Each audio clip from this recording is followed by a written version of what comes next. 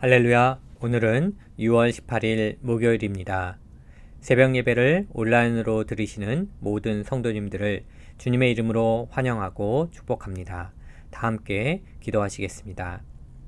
사랑의 하나님, 이 새벽에 깨워주시고 힘주셔서 하나님을 예배하게 하심에 감사드립니다. 내일 일을 예측할 수 없는 상황 속에서도 하나님 한 분만을 전심으로 의지하게 하여 주옵소서. 오늘도 생명의 말씀, 능력의 말씀으로 강하고 담대케 하여 주옵소서. 예배의 시종을 주님께 의탁드리며 이 모든 말씀 존귀하신 예수 그리스도 이름으로 기도드렸습니다. 아멘. 오늘 하나님께서 주신 말씀은 신명기 4장 25절에서 31절 말씀입니다. 봉독해 드리겠습니다.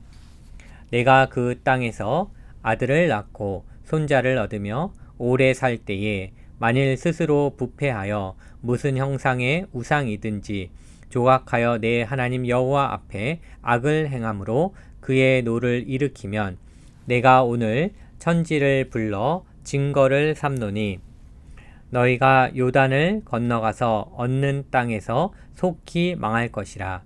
너희가 거기서 너희의 날이 길지 못하고 진멸될 것이니라.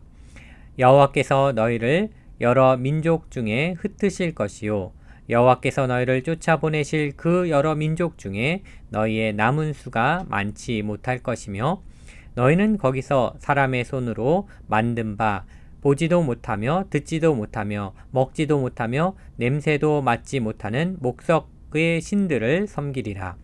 그러나 내가 거기서 내 하나님 여호와를 찾게 되리니 만일 마음을 다하고 뜻을 다하여 그를 찾으면 찾으리라. 이 모든 일이 내게 임하여 환난을 당하다가 끝날에 내가 내 하나님 여호와께로 돌아와서 그의 말씀을 청종하리니 내 하나님 여호와는 자비하신 하나님이시라. 그가 너를 버리지 아니하시며 너를 멸하지 아니하시며 내 조상들에게 맹세하신 언약을 잊지 아니하시리라. 아멘. 오늘 하나님께서 주신 말씀을 반심은 우상숭배, 반심은 우상숭배라는 제목으로 함께 나누겠습니다. 본문은 신명기에 나오는 모세의 첫 번째 설교입니다. 모세의 첫 번째 설교는 1장에서 4장 43절까지 이어집니다. 그 내용은 광야 40년에 대한 모세의 회고를 기록하고 있습니다. 그리고 모세의 첫 번째 설교 후반부인 신명기 4장은 이스라엘이 지켜야 할 규례와 법도를 기록하고 있습니다. 특히 본문 4장 25절에서 31절은 우상 숭배를 경고하고 있습니다. 약속의 땅에서 이스라엘 자손들이 스스로 부패하여 우상 숭배를 하게 되면 하나님의 노를 일으킬 것이라고 경고하고 있습니다. 그들은 그 땅에서 우상 숭배로 속히 망할 것이라고 경고하고 있습니다. 그 결과 그들은 흩어짐을 당하게 될 것입니다. 하늘의 별과 같이 수많은 이스라엘 자손은 결국 남은 수가 얼마 되지 않을 것입니다. 남은 자들은 보지 못하고 듣지 못하고 먹지 못하고 냄새 맡지 못하는 목석의 우상을 섬기게 될 것입니다. 그리고 거기서 하나님을 찾게 될 것입니다. 그들은 환난을 당하다가 끝날에 하나님께 돌아올 것입니다. 이것이 본문의 내용입니다. 이제 본문의 내용을 통해서 저와 성도님에게 주시는 하나님의 메시지를 함께 묵상하기 원합니다. 첫 번째, 우상 숭배는 속히 망하는 지름길입니다. 우상 숭배는 속히 망하는 지름길입니다. 일전에 구약의 파노라마에서 이렇게 말씀하셨습니다. 사울은 무심, 다윗은 전심, 솔로몬은 반심이라고 했습니다. 사울이 무심인 것은 하나님께 마음을 들이지 않았기 때문입니다. 그러나 다윗은 하나님께 마음을 전부 드렸기 때문에 전심입니다. 그리고 솔로몬은 여인들 때문에 마음이 나누었기 때문에 반심입니다. 솔로몬은 그의 마음이 나누어졌습니다. 그런데 마음이 나누자 가정도 나뉘고 나라도 나누게 되었습니다. 그런데 은혜를 경험한 우리들도 때로는 솔로몬과 같이 반심일 때가 많은 것 같습니다. 하나님께서 무엇을 원하시는지 알지만 막상 그것을 따르기가 너무 부담스럽습니다. 아니, 때로는 내 고집과 내 아집이 너무 강해서 하나님을 외면할 때가 있습니다. 내 생각과 내 의지가 너무 강해서 하나님의 얼굴을 피할 때가 있습니다. 은혜는 받았지만 자꾸 하나님께 변명을 하게 됩니다. 그러나 다윗과 같이 우리가 전심이라면 하나님께서 무엇을 말씀하시든지 그대로 행해야 합니다. 내 머리로 따지거나 계산하지 않습니다. 그런데 아직도 우리 가운데 멀쩡히 살아있는 육신의 소욕 때문에 우리는 때로 마음이 나뉩니다. 말씀에 순종하기보다 내가 명령하고 내가 조정할 수 있는 나의 우상을 만들게 됩니다. 스스로 부패하였기에 우리는 우상을 만들게 됩니다.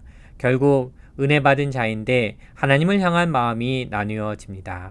마음이 나뉘면 나의 우상을 만들게 됩니다. 의도적으로 하나님의 얼굴을 피하게 됩니다. 말씀을 알지만 말씀에 순종하지 않습니다. 그러기에 반심은 우상 숭배입니다. 본문 25절은 이것을 전하고 있습니다. 25절입니다. 내가 그 땅에서 아들을 낳고 손자를 얻으며 오래 살 때에 만일 스스로 부패하여 무슨 형상의 우상이든지 조각하여 내 하나님 여호와 앞에 악을 행함으로 그의 노를 일으키면. 본문에서 스스로 부패하여졌다라는 것은 마음이 나뉘어진 것입니다. 마치 솔로몬이 전심으로 일천지단을 쌓고 하나님을 예배하였지만 나중에는 여인들로 인해 마음이 나뉘어진 것과 같습니다. 우리의 마음이 나뉘어지는 것입니다. 하나님의 은혜를 경험하고 하나님의 은혜로 살았던 인생이 스스로 부패하여져서 재물이 생기고 명예가 생기고 교만이 생겨서 하나님을 외면하게 됩니다. 그 악행으로 인해 하나님의 노를 일으키게 됩니다. 그러기에 반심은 우상 숭배입니다. 신명기는요, 영어로 뒤트라나미라고 합니다. 뒤 두 번째, 그리고 트라나미 율법이라는 뜻으로 두 번째 율법이라는 뜻입니다. 모세가 시내산에서 받은 10계명은 첫 번째 율법이라고 할 수 있죠. 그리고 신명기에 광야 1세대가 죽고 약속의 땅 가나안 입성을 앞두고 있는 다음 세대에게 들려주는 이 신명기는 두 번째 율법이라는 뜻입니다. 그런데 본문 25절에서 모세는 10계명 중에서 제2계명을 들려주고 있습니다. 다시 말해서 우상숭배를 경고하고 있습니다.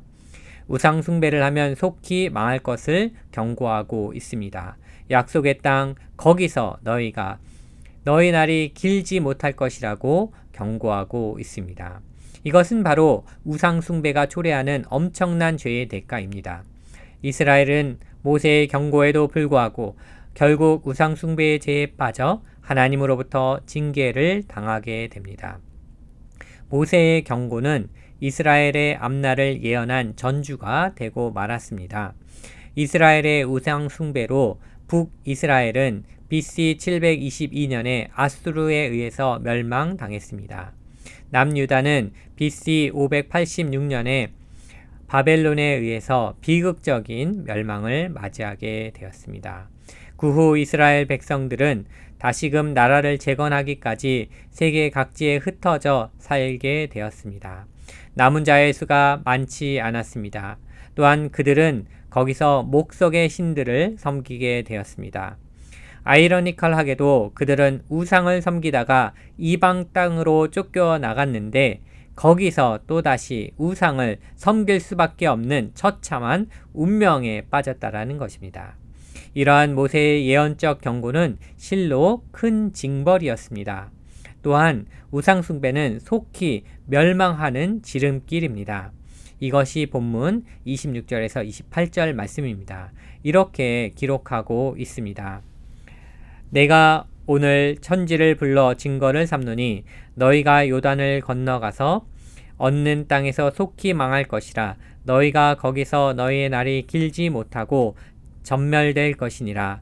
여호와께서 너희를 여러 민족 중에 흩으실 것이요 여호와께서 너희를 쫓아 보내실 그 여러 민족 중에 너희의 남은 수가 많지 못할 것이며 너희는 거기서 사람의 손으로 만든 바 보지도 못하며 듣지도 못하며 먹지도 못하며 냄새도 맡지 못하는 목석의 신들을 섬기리라. 그렇습니다. 모세의 예언적 경고는요, 우리에게 우상 숭배가 얼마나 큰 죄악인지를 말씀해 주십니다. 속히 멸망하는 지름길임을 말씀해 주십니다. 그럼에도 불구하고 현대사회는 수많은 우상들을 만들고 있습니다. 미래에 대한 두려움과 생활의 염려, 그리고 정서적인 불안은 우리로 하여금 끊임없이 우상을 만들게 합니다. 그러기에 황금 만능주의로 인한 물질에 대한 집착은 현대사회의 대표적인 우상이라고 말할 수 있습니다. 돈이 삶의 안정과 삶의 풍요를 가져다 줄 것이라고 믿고 돈에 집착합니다. 그러나 돈에 집착하는 순간 우리의 인생은 속히 망하게 될 것입니다. 우리의 인생은 돈의 노예가 되어 결국 하나님을 떠나게 될 것이기 때문입니다. 우리의 인생을 부유하게 하는 것은 하나님과의 인격적인 관계입니다. 하나님이 내 삶의 주인이 되시는 것입니다. 말씀에 순종하는 삶입니다. 내 감정과 내 생각과 내 뜻대로 사는 인생이 아니라 전심으로 하나님을 찾는 인생입니다. 저와 성도님은 우리의 우상을 버리고 전심으로 하나님을 찾는 인생 되시기를 간절히 바랍니다. 두 번째로, 인생 역전을 꿈꾸면 여호와께 돌아오십시오. 두 번째로, 인생 역전을 꿈꾸면 여호와께 돌아오십시오. 모세는 그의 첫 번째 설교 마지막 부분에서 우상 숭배를 강하게 경고하고 있습니다. 그러나 그의 예언적 경고에는 하나님의 사랑을 느낄 수 있습니다. 하나님의 회복하심을 엿볼 수 있습니다. 이방 땅에서 이스라엘은 인생 역전을 꿈꾸게 됩니다. 그것은 바로 여호와께로 돌아가는 것입니다. 마음을 다하고 뜻을 다하여 여호와를 찾는 것입니다. 그를 찾으면 만나리라는 이 하나님의 말씀이 성취되는 것입니다. 그리고 그들에게는 끝날에 하나님의 회복하심을 경험할 것입니다. 왜냐하면 이스라엘의 여호와 하나님은 자비하신 하나님이시기 때문입니다. 하나님은 그들을 버리지 아니하십니다. 사랑하는 자를 징계하시지만 완전히 멸하지는 않으십니다. 왜냐하면 그분은 언약의 하나님이시기 때문입니다. 하나님이 택한 백성을 결코 버리지 않으시기 때문입니다. 이것이 본문 29절에서 31절에서 말씀하시는 말씀입니다. 우리는 본문의 말씀을 통해서 끝날이 있음을 알게 됩니다. 이 끝날은 인생 역전의 날입니다. 이 끝날은 우상 숭배로 속히 멸망당한 이스라엘이 이방 땅으로 쫓겨나서 흩어짐을 당하지만 다시 마음을 다하고 뜻을 다하여 여호와 하나님을 찾는 날이 바로 끝날이라는 것입니다. 바로 여호와 하나님을 만나는 날이라는 것입니다. 이 끝날은 바로 여호와께 돌아오는 날입니다. 그러기에 끝날은 회복의 날입니다. 이 끝날에 대한 모세의 예언은 역사적으로 장차 있을 이스라엘의 포로 귀환을 통해서 이루어질 것이고 또 그렇게 이루어졌습니다. 이러한 회복의 은혜가 저와 성도님 가운데 임하기를 간절히 기도합니다. 인생 역전은 하나님께로 돌아가는 것입니다. 우리 가운데 있는 우상을 버리고 인생 역전하는 오늘이 되시길 간절히 기도합니다. 성경 말씀에서 이렇게 말합니다. 여호와의 눈은 온 땅을 두루 감찰하사 전심으로 자기에게 향하는 자들을 위하여 능력을 베푸신다라고 말씀하십니다. 하나님을 향한 반심을 버리고 전심으로 하나님을 찾기 바랍니다. 진정한 회개는 반심에서 전심으로, 변질에서 본질로 돌아서는 것입니다. 이러한 회개와 회복의 역사가 저와 성도님의 삶 가운데 이루어지시기를 주님의 이름으로 축원합니다. 우리 다 함께 기도하시겠습니다. 이 시간 말씀을 생각하며 함께 기도하기 원합니다. 첫 번째, 미래에 대한 두려움, 생활의 염려, 그리고 정서적인 불안으로 하나님을 찾기보다 이 땅의 우상들을 찾아가는 우리의 죄악을 용서하여 주옵소서. 두 번째로, 코로나 사태와 인종차별로 인해 혼란하고 분열된 이 땅이 하나님을 향한 반심을 회개하고 전심으로 하나님을 찾게 하여 주옵소서. 우리 다 함께 기도하시겠습니다.